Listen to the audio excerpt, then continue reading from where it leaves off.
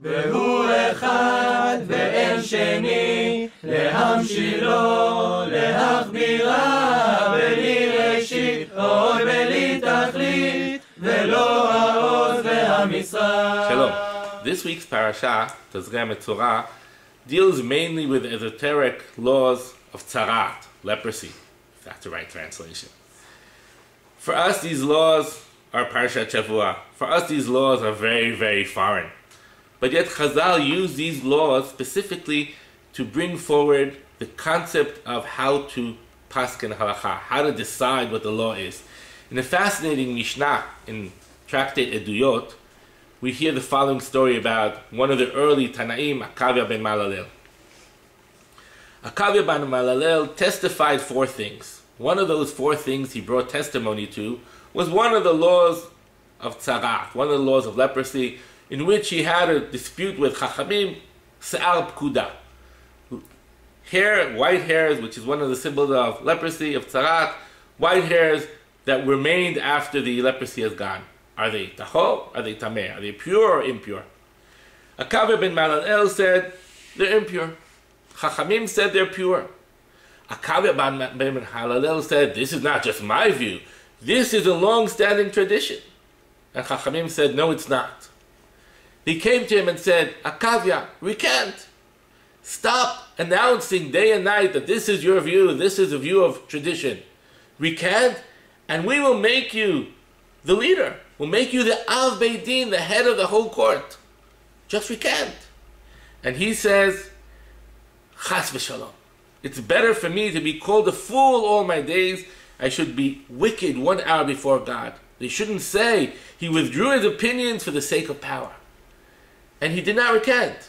And he lost this very lucrative job. But not just that. They excommunicated him. He died while he was in excommunication. His whole life he spent away from Chachamim, away from the source of power, away from the source of discussion, just because he wouldn't recant. On his deathbed, he tells his son, recant. Recant the 4 things I said. Go back to Chachamim and say, I do not uphold the tradition of my father. I will join you. The son opens his eyes and says, what? Your whole life you sacrificed for these 4 things, and now you recant? Why did you recant years ago? You could have been Av Beit Din. The father answers, Akavya answers, I have heard from the many. Chachamim also heard from the many. I couldn't give up my tradition, just as they couldn't give their tradition. I didn't give up my tradition no matter what the price was. I had my tradition. But you, my son, should recant. Why? I have heard from many. You just heard from me. So you're in a position where you heard from the one and from the many. Acharei rabim la'atot, you should go with the many. I was not in that position. Therefore, I could not recant, but you can. The son sees that this is an hour of grace by his father on his deathbed, and he tells him, Father, speak to your friends about me. Maybe I can get a position. Maybe like you were offered Av Beit Din, maybe they'll offer it to me. Speak to them. And the father says, no, I will not. The son says, why, you found fault with me? And the father says, no. It's not because I found fault, but you should do for yourself. Your actions will bring you closer, and your actions alone will push you away. It's up to you, not to me. What greatness of a man who's willing to sacrifice his whole life for the sake of his tradition, not willing for his son to do the same, because the right way of paskening halacha, the right way of deciding the law, is by the majority. Acharei rabim la'atot. He gave up his life, his spiritual life.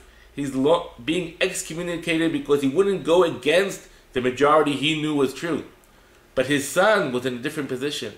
His son needed to follow the majority, but not through nepotism, not through blind walking, not through getting what we call in Hebrew protektia, only through whatever your actions are, and your actions need to be to follow the majority. We know this concept from another very famous midrash about Tanuro shel Achnai, Rabbi Yoshua and Rabbi Eliezer, Rabbi Eliezer was also excommunicated because he wouldn't follow this rule of going after the majority. But the Gemara in Masechet Bava Metzia takes this even one step further. The Gemara speaks about the death of Rabba Bar Nachmani, one of the major Amoraim. Almost in every page of Gemara you find his name, Rabba. On his death, the Gemara tells a long, elaborate story about how he died. I'll just bring a little portion of it. The Gemara tells us about a dispute, a machloket, in the laws of leprosy, of negaim, of tzarat. This dispute wasn't in the yeshiva down here. The dispute was what in the Gemara calls metivta derakia, in the yeshiva of the heavens. Who's disputing? God and the Beit Din. God and his court. God says it's tahor, and his court says it's tameh. Sorry, the other way around. God says tahor, and the court says tameh. They dispute. So what do they say? Who should decide the dispute? Who's going to decide? God's on one side and the heavenly court on the other. Who's going to decide? They say, let's ask Rabbi Bar Nachmani. Why?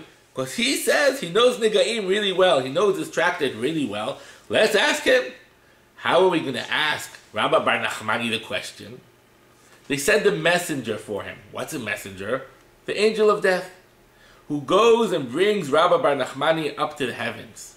And on his deathbed, Rabbi Bar Nachmani says, Tahor, Tahor. A bat kol comes from the heaven and says, Ashrecha Rabbi Bar Nachmani sheguvcha tahor ve'yatzta nishmatcha betahor. You are lucky, Rabbi Bar Nachmani, because you said tahor. You said pure. You said like God.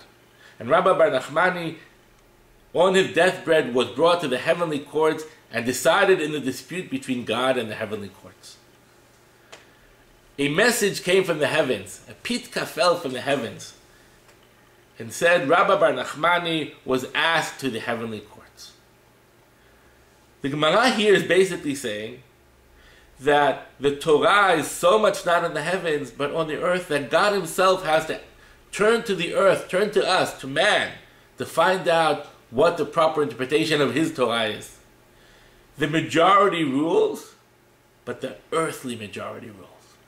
Interestingly, although this Gemara clearly says that God said tahor and Rabbi Bar Nachmani said tahor, when Rambam Maimonides comes to decide this law, he paskins impure, tameh. Unlike God, unlike Rabbi Bar Nachmani. Because not just do we have to listen to what's happening in the earthly courts, we have to go after the majority. And on the earthly courts, unlike God and Rabbi Bar Nachmani, they decided the law to be impure. Shabbat Shalom. אשר מלך בטרם כל יציר נברא, לעין עשה בחפצו כל אזי מלך שמו נקרא.